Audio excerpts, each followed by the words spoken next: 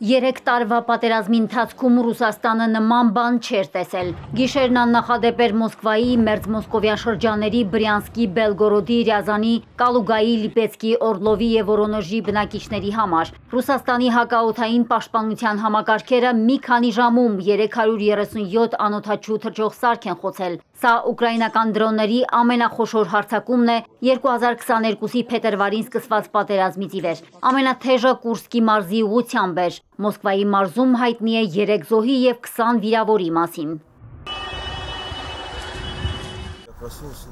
Արթնացա փշրված ապակիների վրա, հետո արյունով ծածկվեց ամբողջ անկողինս։ Երբ ուշքի եկա, անմիջապես զանգեցի շտապօգնություն։ 2 часа ночи проснулся. Գիշերը ժամը 2-ին արթնացա, պայթյուն որոտաց, անմիջապես դուրս թռա պատշգամբ, տեսա վերևից ամեն ինչ թափվում է, ամենը կրակի և ծխի մեջ է։ Հասկացա, որ անօդաչուն է հարվածել, վազեցի փողոց։ Հարևաններն անմիջապես հավաքվեցին։ 15 րոպե անց շտապօգնությունն ու ոստիկանությունը եկան։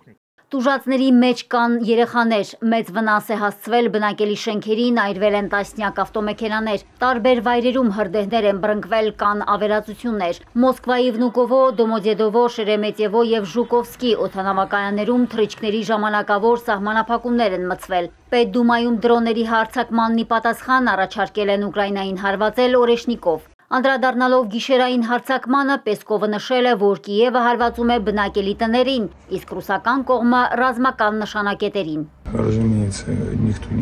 Իհարկե, ոչ ոք չի պատրաստվում վարդագույն ակնոց կրել, հուսալով, որ Կիևի ռեժիմը մեկ ժամվա ընթացքում կհրաժարվի իր նացիստական էությունից։ Ոչ, նրանք չեն հրաժարվի։ Մենք պետք է զգոն լինենք, իսկ մեր համապատասխան ծառայություններն անում են այն, ինչ պետք է անեն նման սպառնալիքների դեպքում։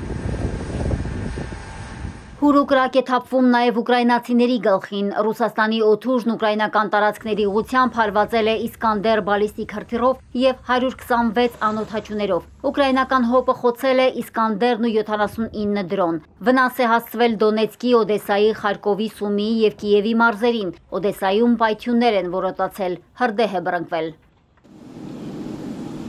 Իսկ Սաուդյան Արաբիայում հակամարտության խաղաղ կարգավորման օրակարգն է։ Ուկրաինական բարձրաստիճան պատվիրակությունը նախագահ Զելենսկիի գլխավորությամբ Ջեդայում է։ Ուկրաինական կողմը ներկայացնում են նախագահի գրասենյակի ղեկավարը, Ուկրաինայի արտաքին գործերի ու պաշտպանության նախարարները։ Զելենսկին չի մասնակցում բանակցությանը։